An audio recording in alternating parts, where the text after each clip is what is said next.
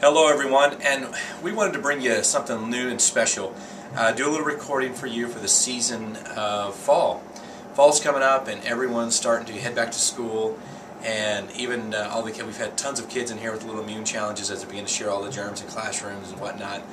And I just want to go over a few things, and I have a special guest with me today. Anna's going to be going over some products that can help you not only prevent some of this illness, but also what happens when you treat it.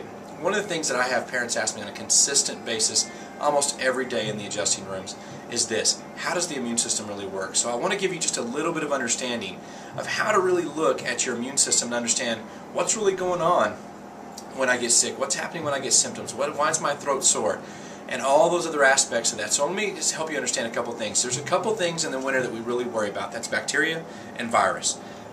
Fungus is sometimes a worry, but not so much of a worry that we really need to cover it here. But let's just stick to bacteria and viruses. Bacteria, most of the antibiotics out there are going to take away the feeding source of bacteria, and that's how they kill the infection. But the trouble is that the journals today tell doctors not to prescribe antibiotics the first sign of a runny nose. Now, used to 10 so years ago, that was the first sign they did, is they would prescribe an antibiotic the first sign of a runny nose, and then they try to predict, is this a viral or a bacterial based on the color of the mucus. And they found out that's not necessarily adequate either. So what happens when you do get a runny nose? What happens when you get these other aspects that all of a sudden you can say, oh, my immune system is challenged? Is that when we look at the immune system, one thing that we want you to know is that the symptoms are not the illness. Symptoms are simply an expression that your body is doing exactly what it's designed to do. Maybe you've expressed a cough, maybe expressed a runny nose, maybe your body's expressed a fever. Those are exactly in a response to your body's natural innate ability to fight infection. So we're taught that if we run to the store quickly and get some over-the-counter medication to stop the symptom, then all of a sudden I'm a really truly caring parent, I really care about people. But the point is that I want you to understand is that bacteria, viruses are going to happen. Your immune system is going to get challenged at some point in time. So what are you going to do about it?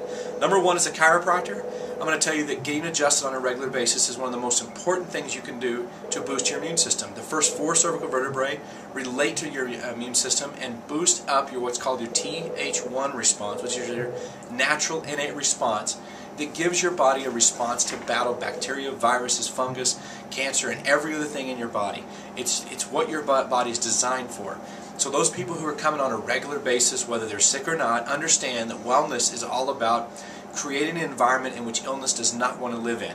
So that's part of what we want to talk about today. But what happens if all of a sudden you've had a lot of stress, maybe some bad food and lack of sleep, and you hadn't been in a while, and all of a sudden you wake up and your throat's raw?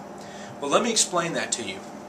The way viruses work is that when a virus comes in, your body, your cells think that that virus is actually a protein. Different viruses are shaped like proteins. It lets that virus in and it begins to replicate it as if it's something for the body. Now, different viruses find different cells and they have affinity towards that. That's why there's different ones that attack different areas of the body. You hear like a flu virus versus a stomach bug.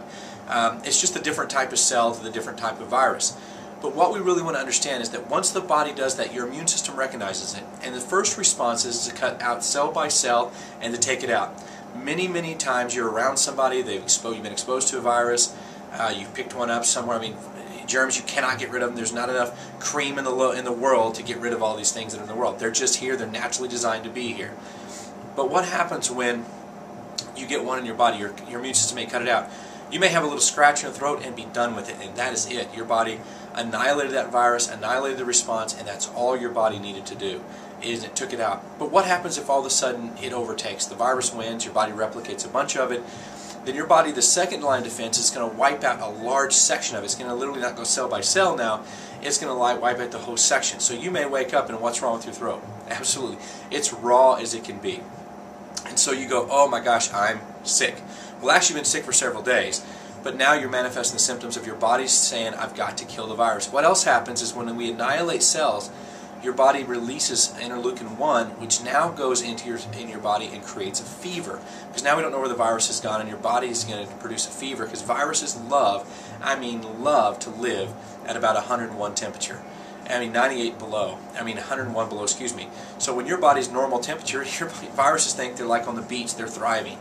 So what happens, we get a virus, the fever goes up, we have a raw throat, and what do most parents do? They rush to the store, get something to lower the fever. So they think that they're feeling better for the child, but what are they doing?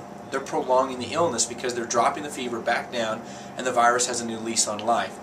In the Journal of American Medical Association, they had a study that said that people that reduce fevers on the first sign of them actually prolong the illness 3.5 days when it's viral. So what happens is that you are prolonging your body's response to actually fight what it's designed to fight for. So don't freak out about fevers. Tylenol PR manual says that they can go to about 105.7 without neurological damage. Now, I've never let my kids go that high, typically about 103, 104. I'm going to begin the management process with cold rags on the head, ice chips and whatnot, so that they can begin to do it. Feel free to call our office and we can give you some tips that we do with our own family, so that you can manage the fever, but your goal isn't necessarily to kill the fever. You want your body to be healthy with that, and a lot of times the worry of seizures with the fever is really just a calcium deficiency more than it is something else. So you do want to keep the head cool and not let it get crazy hot, but then at the same time, if your body has an appropriate immune response, then it's going to manage that just fine. So now that you kind of understand that, and remember, there are no drugs that can help a virus. So when you go to the doctor and it's not bacteria, don't accept the antibiotics. I mean, it's one of those aspects that they're going to give them to you because you've showed up and you want to get something for your money, right? And so you show up, they say, oh, you don't have bacteria, you must have a viral, but here's an antibiotic. That doesn't make sense at all. In fact, there are some people who have written about what's called superbugs, and it's the overuse of antibiotics because our immune systems don't really know it. So save those for if you critically need it. If you're in a crisis, if something majorly goes wrong, if your immune system majorly crashes, then you actually can use them and they're effective. But your body isn't so immune to the effects of them that you have to use stronger and stronger and stronger and eventually wipe you out. So with that understanding, your body is designed to fight bacteria, your body is designed to fight viral. Don't freak out about the symptoms, there's things to do, but what we want to do today is give you some things you can do preventatively, so that if, say, you're around somebody that's coughing and sneezing and you know that they're sick, what can you do then to try to be preventively? Again, come in and get adjusted. I think that's the part where I play.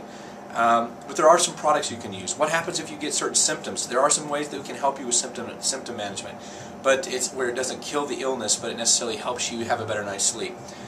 We have a whole line of products. We're going to touch on just a few today, and I'm going to bring in Anna, who's really the expert of this, and then we'll go from there.